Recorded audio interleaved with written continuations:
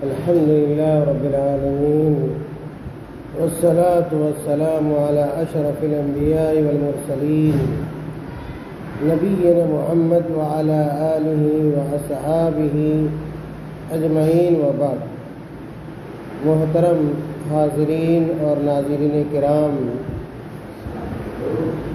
گزشتہ درس میں ہم لوگوں نے حج کے مسائل اور احکام کو سنا تھا۔ چونکہ یہ حج کا موسم چل رہا ہے، حج کا مہینہ چل رہا ہے، اس لیے ہم لوگوں نے حج سے متعلق مسائل پہلے درس میں سنا تھا، اور حج سے متعلق یہ ہمارا دوسرا درس ہے۔ گزشتہ درس میں جو باتیں بیان کی گئی تھیں، ان باتوں کا خلاصہ یہ ہے کہ اللہ رب العالمین کی بڑی عبادتوں میں سے ایک عبادت حج ہے۔ اللہ تعالیٰ کی جو بڑی عبادتیں ہیں، ان عبادتوں میں سے ایک عبادت حج ہے، اور اللہ تعالیٰ نے استطاعت رکھنے والے مردوں اور عورتوں کے اوپر حج کو فرض قرار دیا ہے، اور حج کے وجوب کی چند شرطیں ہیں۔ اگر وہ شرطیں پائی جاتی ہیں تو حج واجب ہو جاتا ہے، فرض ہو جاتا ہے۔ اور حج کے وجوب کی جو شرطیں ہیں، ان کی طرف بھی میں نے اشارہ کیا تھا، اور پہلی یہ شرط بتلائی گئی تھی کہ اگر کوئی آدمی بیت اللہ جانے کی طاقت اور صلاحیت رکھتا ہو، یعنی اس کے پاس جانے کا خرچہ ہو، تو پھر اس کے اوپر حج واجب ہے۔ اسی طرح اگر کسی کے پاس بیت اللہ جانے کی سواری ہو تو ایسے آدمی کے اوپر حج واجب ہے۔ اسی طرح اگر کوئی عورت ہے اور وہ حج کرنا چاہتی ہے تو عورت کے لیے ضروری یہ ہے کہ اس کے پاس محرم ہو۔ اور ساتھ ہی ساتھ اہل علم اس شرط کو بھی بیان کرتے ہیں کہ راستہ مامون ہو، راستے میں کسی طرح کا خطرہ نہ ہو، آپ کی جان کو خطرہ لاحق نہ ہو۔ اگر یہ تمام شرطیں پائی جاتی ہیں تو حج واجب ہو جاتا ہے۔ میرے بھائیوں، ہم نے یہ اشارہ کیا تھا حدیث کی روشنی میں، جابر بن عبداللہ رضی اللہ تعالیٰ عنہ کی جو حدیث ہے حج سے متعلق، ہم نے اس حدیث کو بیان کیا تھا، بلکہ اس حدیث کے ایک حصے کو آپ کے سامنے رکھا گیا تھا، ابتدائی حصے کو، اور یہ بتلایا گیا تھا کہ جابر بن عبداللہ رضی اللہ تعالیٰ عنہ کہتے ہیں کہ اللہ کے نبی صلی اللہ علیہ وسلم ہجرت کے بعد مدینے میں 9 سال تک رہے، ہجرت کے بعد 9 سال تک رہے، لیکن حج اللہ کے نبی صلی اللہ علیہ وسلم نے نہیں کیا۔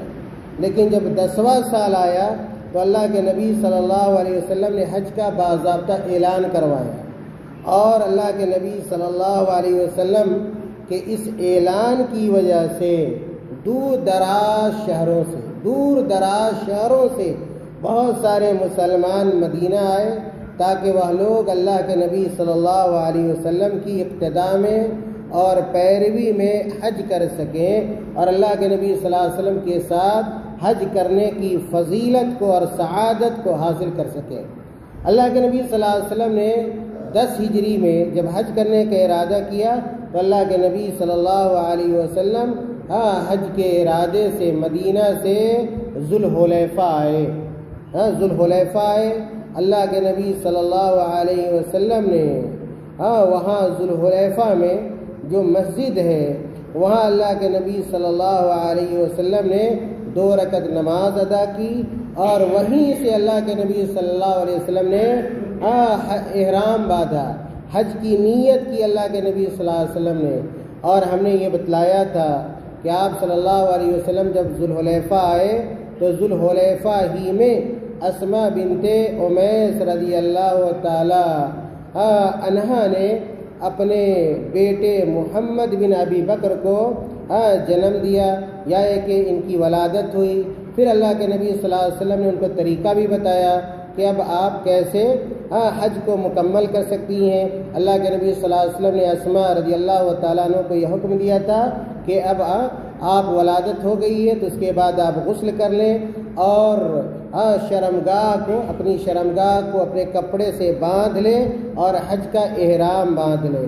میرے بھائیوں، اللہ کے نبی صلی اللہ علیہ وسلم نے ذوالحلیفہ میں جو مسجد تھی وہاں پہ نماز پڑھی اور اس کے بعد احرام باندھا. پھر اللہ کے نبی صلی اللہ علیہ وسلم وہیں سے تلبیہ پکارتے ہوئے جب اپنی سواری قصوہ پہ سوار ہوئے اور جب یہ سواری بیدہ کی جگہ پر پہنچی تو اللہ کے نبی صلی اللہ علیہ وسلم نے تلبیہ پکارنا شروع کیا.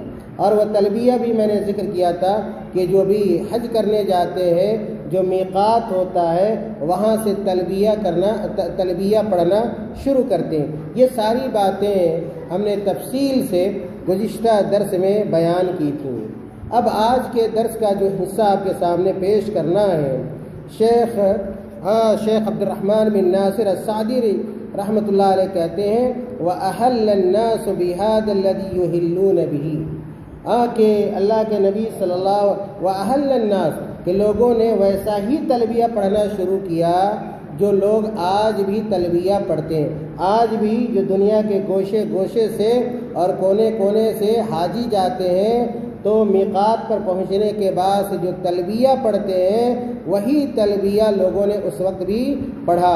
جب لوگوں نے تلبیہ پڑھنا شروع کیا، جو کلمات لوگوں نے ادا کیے تلبیہ میں، اللہ کے نبی صلی اللہ علیہ وسلم نے کسی طرح کا انکار نہیں کیا. آپ صلی اللہ علیہ وسلم نے نکیر نہیں کی. فلم يرد رسول اللہ صلی اللہ علیہ وسلم علیہم شیئا منہم، کہتے ہیں وَلَزِمَ رسول اللہ صلی اللہ علیہ وسلم تلبیتہ، کہ لوگوں نے اپنا تلبیہ پڑھا. اللہ کے نبی صلی اللہ علیہ وسلم جو تلبیہ پڑھ رہے تھے اللہ کے نبی صلی اللہ علیہ وسلم نے اپنا تلبیہ جاری رکھا. آگے جابر بن عبداللہ رضی اللہ تعالی عنہ بیان کرتے ہیں کہ لسنا ننوی الا الحج، کہ ہم لوگوں نے جو نیت کی تھی وہ صرف حج کی نیت کی تھی. ہم لوگوں نے جو نیت کی تھی وہ صرف حج کی نیت کی تھی. لسنا نعرف العمرۃ، اس وقت تک ہم لوگ عمرہ کو جانتے بھی نہیں. عمرہ کو یعنی حج کے ساتھ عمرہ کرنا. حج کی کئی شکلیں ہیں، یاد رکھیے حج کی کئی شکلیں ہیں. بعض ایسی شکل ہے کہ پہلے عمرہ کیا جاتا ہے، اس کے بعد حج کی نیت کی جاتی ہے، اور ایک حج وہ ہوتا ہے جس میں صرف حج کی نیت ہوتی ہے، عمرہ نہیں ہوتا ہے. اور تیسری وہ شکل ہے یا وہ قسم حج کی کہ آپ عمرہ بھی کرتے ہیں اور حج بھی کرتے ہیں، جس کو حج قران کہتے ہیں، اور بیچ میں کوئی آدمی حلال کیا ہے نہیں ہو سکتا ہے. تو حج کی تین قسمیں، تین طرح کا حج ہوتا ہے. لیکن جو باہر کی دنیا سے لوگ جاتے ہیں، بیشتر لوگ جو حج کرتے ہیں وہ حج تمتع ہوتا ہے. کیا ہوتا ہے؟ حج تمتع. حج تمتع میں ہوتا کیا ہے کہ آدمی جو جاتا ہے سب سے پہلے عمرہ کرتا ہے، اور عمرہ کرنے کے بعد وہ حلال ہو جاتا ہے. جیسے اپنے گاؤں گھر میں تھا، جو چیزیں اس کے لیے حلال تھی وہ ساری چیزیں عمرہ کرنے کے بعد حلال ہو جاتی ہیں. اور پھر بعد میں 8ویں تاریخ کو، ذی الحجہ کی 8ویں تاریخ کو، 7ویں تاریخ کو پھر وہ حج کی نیت کرتا ہے، حج کا ارادہ کرتا ہے. جابر بن عبداللہ رضی اللہ تعالیٰ کہتے ہیں کہ اس وقت تک ہم لوگ صرف حج ہی کو جانتے تھے، اور حج میں یہ عمرہ اس وقت تک ہمیں اس کے بارے میں معلوم نہیں تھا. پھر آگے کہتے ہیں جابر بن عبداللہ رضی اللہ تعالیٰ عنہ کہ حتی اذا اتینا البیت معه استلم الرکن، کہ اللہ کے نبی صلی اللہ علیہ وسلم جب بیت اللہ پہنچے، اللہ کے نبی صلی اللہ علیہ وسلم حج کی نیت سے جب بیت اللہ پہنچے تو اللہ کے نبی صلی اللہ علیہ وسلم سب سے پہلا کام کون سا کیا؟ اور یہ بھی آج بھی جو حاجی جاتے ہیں بیت اللہ جب پہنچتے ہیں تو سب سے پہلے کیا کرتے ہیں؟ حجر اسود بیت اللہ کے جس کونے پہ لگا ہوا ہے اس کو چھوتے ہیں. اس کو چھوتے ہیں، یا ہے کہ اگر موقع ملا تو اس کو بوسہ دیتے ہیں. پتھر جو ہے حجر اسود کا اس کو بوسہ دیتے ہیں، یا ہے کہ چھوتے ہیں، یا ہے کہ اگر بہت زیادہ بھیڑ بھاڑ ہے تو اس کی طرف کیا کرتے ہیں؟ صرف اشارہ کر دیتے ہیں. صرف کیا اشارہ کرتے ہیں کہ اللہ کے نبی صلی اللہ علیہ وسلم نے یہ کیا کہ جب اللہ کے نبی صلی اللہ علیہ وسلم بیت اللہ میں آئے، خانہ کعبہ کے پاس آئے تو حجر اسود کو اللہ کے نبی صلی اللہ علیہ وسلم نے چھوا. کہتے ہیں فطاف سبعا، اور اس طرح خانہ کعبہ کا بیت اللہ کا طواف شروع ہوتا ہے. طواف شروع کرنے سے پہلے کیا کرنا ہے؟ ہر حاجی کو یہ کرنا ہوتا ہے کہ جو حجر اسود ہے اس کو بوسہ دینا ہوتا ہے یا چھونا ہوتا ہے، یا بہت زیادہ بھیڑ ہے آپ اگر چھو نہیں سکتے، بوسہ نہیں دے سکتے، تو کم سے کم اس کی طرف اشارہ کرنا ہے، اور پھر حجر اسود ہی سے خانہ کعبہ کا طواف شروع ہوتا ہے۔ اور خانہ کعبہ کا کتنی مرتبہ طواف کیا جاتا ہے، کتنا چکر لگایا جاتا ہے؟ 7 مرتبہ، 7 مرتبہ۔ حضرت جابر بن عبداللہ رضی اللہ تعالی عنہما کہتے ہیں فطاف سبعا، کہ حجر اسود کو چھونے کے بعد اللہ کے نبی صلی اللہ علیہ وسلم نے 7 مرتبہ خانہ کعبہ کا طواف کیا، اور 7 مرتبہ میں سے جو پہلے 3 مرتبہ جو طواف ہوتا ہے اس کے اندر رمل ہوتا ہے، اس کے اندر رمل ہوتا ہے۔ رمل کس کو کہتے ہیں کہ جب حاجی خانہ کعبہ کا طواف کرنا شروع کرتا ہے تو شروع میں جو 3 مرتبہ طواف کرتا ہے اس میں رمل کرتا ہے۔ رمل سے مراد کیا ہے کہ جب آدمی چلتا ہے تو چھوٹا چھوٹا قدم رکھ کے چلتا ہے، تھوڑا سا تیز، اور چھوٹا چھوٹا قدم رکھ کر اور کندھے کو حرکت دیتے ہوئے، کندھے کو ہلاتے ہوئے چلتا ہے، اس کو عربی میں رمل کہتے ہیں، عربی میں رمل کہتے ہیں۔ اگر بہت زیادہ بھیڑ بھاڑ ہے، آج لاکھوں کی تعداد میں لوگ وہاں ہوتے ہیں، تو جس حد تک ہو سکے آدمی کو رمل کے اوپر عمل کرنے کی کوشش کرنی چاہیے، لیکن ایسا نہ ہو کہ آپ رمل کی وجہ سے کسی کو تکلیف دیں، کسی کو دھکا دیں، کسی کو گرا دیں، جیسا کہ آج بہت سارے حجاج جو نہیں جانتے ایسا کام کرتے ہیں، اور دوسرے حاجیوں کو تکلیف دیتے ہیں، پریشان کرتے ہیں، جو کہ جائز نہیں ہے۔ خیر، ہمیں یہ جاننا ہے کہ خانہ کعبہ کا جو 7 مرتبہ طواف ہوتا ہے اس میں سے پہلے کے 3 چکر میں رمل کیا جاتا ہے، اور بقیہ جو 4 مرتبہ طواف کیا جاتا ہے وہ عام طواف ہوتا ہے، جیسے عام چل پھر کر ہم لوگ چلتے ہیں اسی طرح چل کر طواف مکمل کیا جاتا ہے، 7 چکر لگایا جاتا ہے۔ لیکن شروعات کہاں سے کی جاتی ہے، کس کونے سے شروع کیا جاتا ہے؟ اس کونے سے جس کونے میں حجر اسود لگا ہوا ہے۔ آگے کہتے ہیں جابر رضی اللہ تعالیٰ عنہ ثم نفذ الى مقام ابراہیم، کہ جب اللہ کے نبی صلی اللہ علیہ وسلم نے خانہ کعبہ کا طواف کر لیا تو اب حاجی دوسرا کون سا کام کرتا ہے؟ کہتے ہیں کہ 7 مرتبہ چکر لگانے کے بعد اللہ کے نبی صلی اللہ علیہ وسلم مقام ابراہیم کے پاس آئے۔ کہاں ہے؟ مقام ابراہیم کے پاس آئے، یعنی وہ جگہ میں نے پچھلے 10 میں بھی کہا تھا، وہ جگہ جہاں پر کھڑے ہو کر حضرت ابراہیم علیہ السلام نے خانہ کعبہ کی تعمیر کی تھی، آج وہ حصہ کیا ہے؟ باقی ہے، اور وہ جگہ کیا ہے؟ باقی ہے، اور طواف سے فارغ ہونے کے بعد وہاں پر مقام ابراہیم کے پاس 2 رکعت نماز پڑھی جاتی ہے، جو سنت نماز ہوتی ہے، مسنون اور مستحب ہے۔ کہتے ہیں کہ ثم نفذ الى مقام ابراہیم فقرأ واتخذ من مقام ابراہیم مصلی، جب اللہ کے نبی صلی اللہ علیہ وسلم طواف سے فارغ ہو کر مقام ابراہیم کے پاس آئے تو قرآن کریم کی یہ آیت پڑھی۔ قرآن کریم کی کون سی آیت ہے؟ واتخذوا من مقام ابراہیم مصلی، یہ سورہ بقرہ کی آیت نمبر 125 ہے۔ کہتے ہیں فصلی رکعتین، اور مقام ابراہیم کے پاس اللہ کے نبی صلی اللہ علیہ وسلم نے 2 رکعت نماز پڑھی۔ یہ مسنون ہے ہر حاجی کے لیے، یعنی کہ جو آدمی عمرہ کرنے جاتا ہے اس کے لیے مسنون ہے کہ جب طواف مکمل کر لے تو مقام ابراہیم کے پاس آ کر 2 رکعت نماز پڑھے۔ جب اللہ کے نبی صلی اللہ علیہ وسلم نے مقام ابراہیم کے پاس نماز پڑھی تو اللہ کے نبی صلی اللہ علیہ وسلم کی حیت کیا تھی اس کو بیان کیا گیا ہے۔ کہتے ہیں فجعل المقام بینہ وبین البیت، کہ اللہ کے نبی صلی اللہ علیہ وسلم نے بالکل مقام ابراہیم کے سامنے کھڑے ہو کر نماز ادا کی۔ اور بعض روایتوں میں آتا ہے کہ مقام ابراہیم کے پاس اللہ کے نبی صلی اللہ علیہ وسلم نے جو 2 رکعت نماز پڑھی تھی تو دونوں رکعت میں کون کون سی صورت پڑھی تھی؟ کہتے ہیں پہلی رکعت میں، 2 رکعت میں سے پہلی رکعت میں اللہ کے نبی صلی اللہ علیہ وسلم نے قل هو اللہ احد یعنی سورہ اخلاص پڑھا تھا، اور دوسری رکعت میں اللہ کے نبی صلی اللہ علیہ وسلم نے قل یا ایھا الکافرون پڑھا تھا۔ پتہ یہ چلا کہ مقام ابراہیم کے پاس طواف کے بعد جو 2 رکعت نماز پڑھی جاتی ہے، بہتر یہ ہے کہ آدمی پہلی رکعت میں سورہ اخلاص پڑھے اور دوسری رکعت میں سورہ الکافرون کی تلاوت کرے۔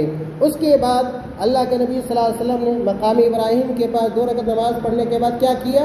کہتے ثم رجع الى الرکن واستلمہ، پھر اللہ کے نبی صلی اللہ علیہ وسلم حجر اسود کے پاس گئے۔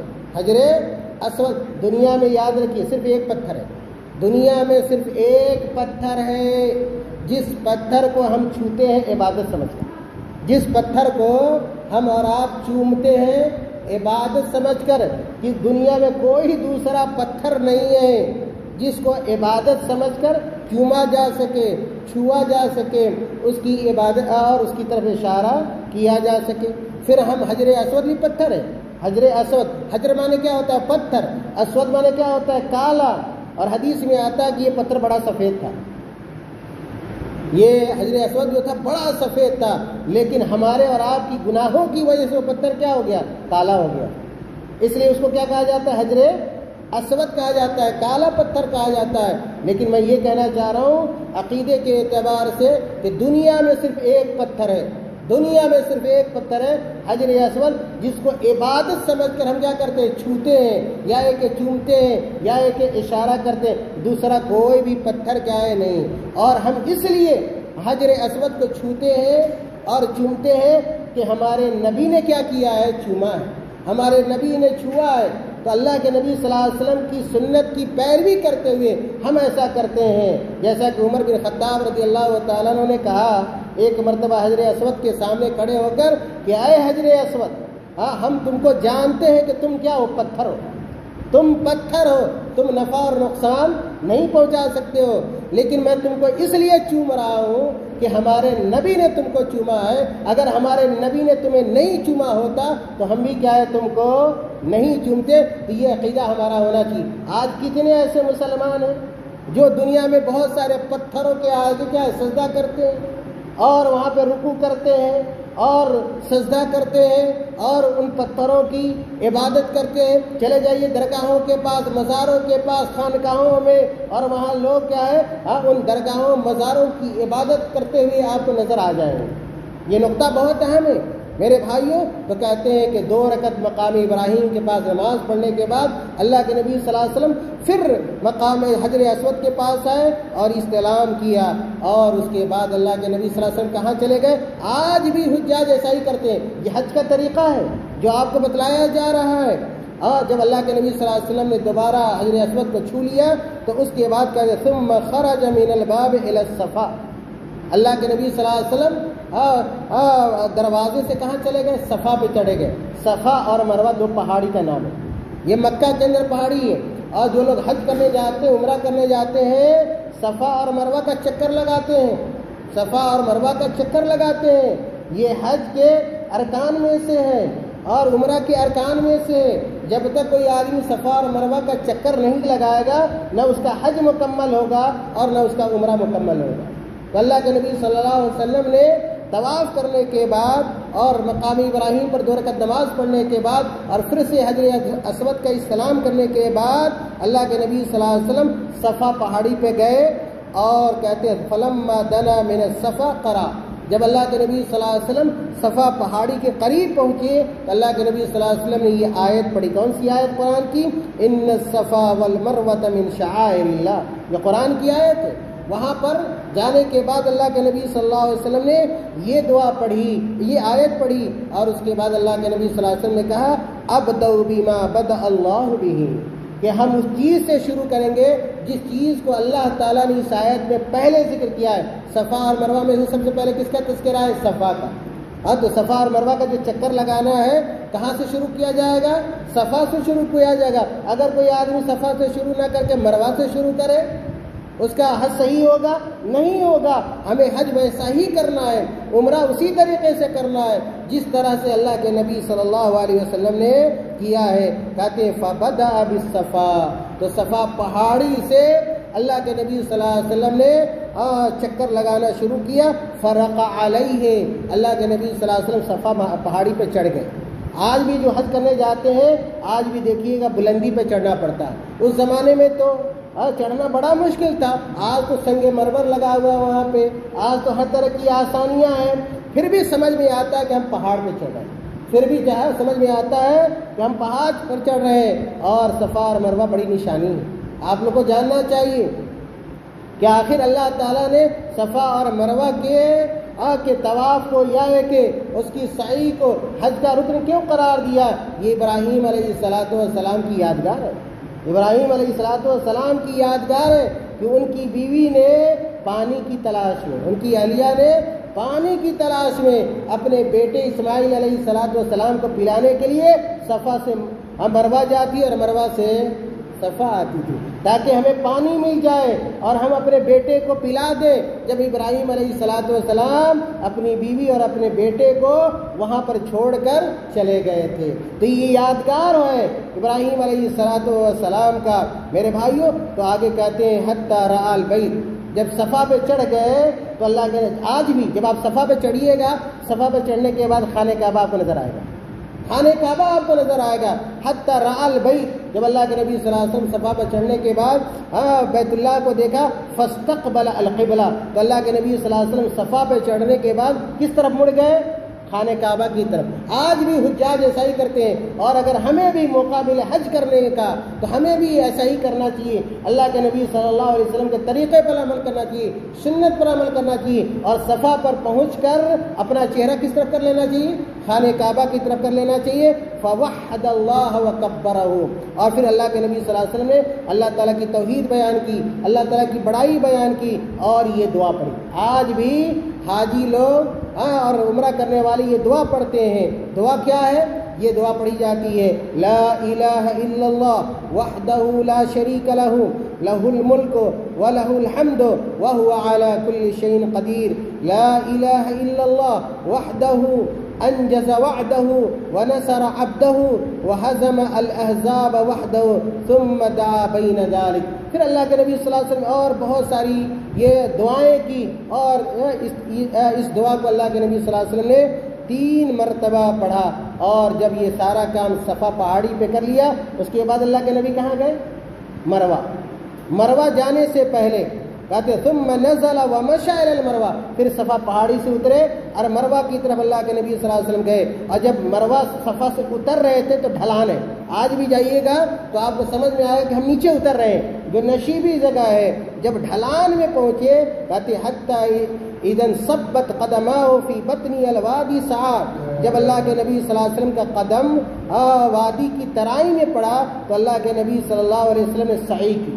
صفا اور مروہ کے بیچ میں جو نشیبی جگہ ہے وہاں پر سعی کیا جاتا ہے۔ سعی کا مطلب کیا ہے؟ تھوڑا سا تیز چلنا، تھوڑا سا تیز۔ یہ مردوں کے لیے، یہ کس کے لیے ہے؟ صرف مردوں کے لیے، عورتیں کے لیے نہیں۔ عورتیں عام چال چلیں گی، لیکن جو مرد ہیں جب صفا سے اتریں گے یا ادھر سے جب مروہ سے پھر صفا کی طرف آ رہے ہیں تو جو ڈھلان ہے، جو نشیبی زمین ہے، اور وہاں پہ آدمی کو تیز چلنا ہے۔ آج وہاں پہ نشانی لگی ہوئی ہے ہرے کلر کی، لائٹ جلتی ہے، جہاں سے آپ کو صحیح کرنا ہے اور جہاں پر ختم کرنا ہے لائٹ جلتی ہے، جس سے حج کرنے والے، عمرہ کرنے والے یہ سمجھ جاتے ہیں کہ یہاں سے ہمیں صحیح کرنا ہے، یہاں سے صحیح کرنا ہے۔ اس لیے کہ اللہ کے نبی صلی اللہ علیہ وسلم نے صحیح کیا، اور جب پھر وہ وادی کا حصہ ختم ہو جاتا ہے تو پھر آدمی نارمل چال چلتا ہے، جو عام چال ہوتی ہے وہ چال چلتا ہے۔ کہتے ہیں حتی اذا صعدت مشى، پھر جب مروہ کی طرف چڑھنے لگے تو پھر اللہ کے نبی صلی اللہ علیہ وسلم نارمل چال چلے۔ حتی اتی المروہ، پھر اللہ کے نبی صلی اللہ علیہ وسلم مروہ پہ پہنچے صفا سے، پھر وہی کام کیا، وہی دعائیں پڑھی جو اللہ کے نبی صلی اللہ علیہ وسلم نے کہاں پڑھا تھا؟ صفا پر پڑھا تھا۔ ففعل علی المروہ کما فعل علی الصفا، کہتے حتی کان آخر طواف علی المروہ، اور جب آدمی صفا سے طواف شروع کرتا ہے صفا اور مروہ کا تو طواف کہاں مکمل ہوتا ہے؟ صفا پر یا مروہ پر؟ مروہ پر۔ 7 چکر کہاں جاتا ہے آدمی؟ صفا سے مروہ تو 1 چکر، پھر مروہ سے جب صفا آتا ہے تو دوسرا چکر۔ یہ اس طرح جب آپ کیجئے گا تو آپ کا چکر 7واں چکر کہاں پورا ہوگا؟ مروہ پر پورا ہوگا۔ اسی چیز کو بیان کیا گیا ہے۔ پھر اللہ کے نبی صلی اللہ علیہ وسلم نے جب صفا اور مروہ کا طواف کر لیا تو اللہ کے نبی صلی اللہ علیہ وسلم نے ایک بات کہی، اس بات کو بیان کر کے میں اپنا درس ختم کرتا ہوں۔ کہا اللہ کے نبی صلی اللہ علیہ وسلم نے صحابہ کو خطاب کر کے، بہت سارے صحابہ تھے اللہ کے نبی صلی اللہ علیہ وسلم کے ساتھ حج کرنے والے، کہا کہ لو انی استقبلت من امری ما استدبرت لم اسق الحدی وجعلتها عمرۃ۔ اللہ کے نبی صلی اللہ علیہ وسلم نے کہا کہ اگر پہلے میرے سامنے وہ بات ہوتی جو بعد میں آئی تو میں قربانی ساتھ میں نہ لاتا، میں قربانی ساتھ میں نہ لاتا۔ حج کی 3 قسمیں میں نے بیان کی، اس میں سے ایک قسم جو ہے وہ حج قران ہے۔ کیا ہے؟ حج قران ہے۔ اور حج قران میں کیا ہوتا ہے کہ جو حاجی ہوتا ہے وہ قربانی کا جانور اپنے ساتھ لے کر جاتا ہے۔ تو اللہ کے نبی صلی اللہ علیہ وسلم نے کہا کہ جو پہلے میرے سامنے بات اگر پہلے میرے سامنے وہ بات ہوتی جو بعد میں آئی تو میں قربانی ساتھ میں نہ لاتا۔ پتہ یہ چلا کہ اللہ کے نبی صلی اللہ علیہ وسلم جب حج کرنے گئے تھے تو قربانی کا جانور اپنے ساتھ لے گئے تھے۔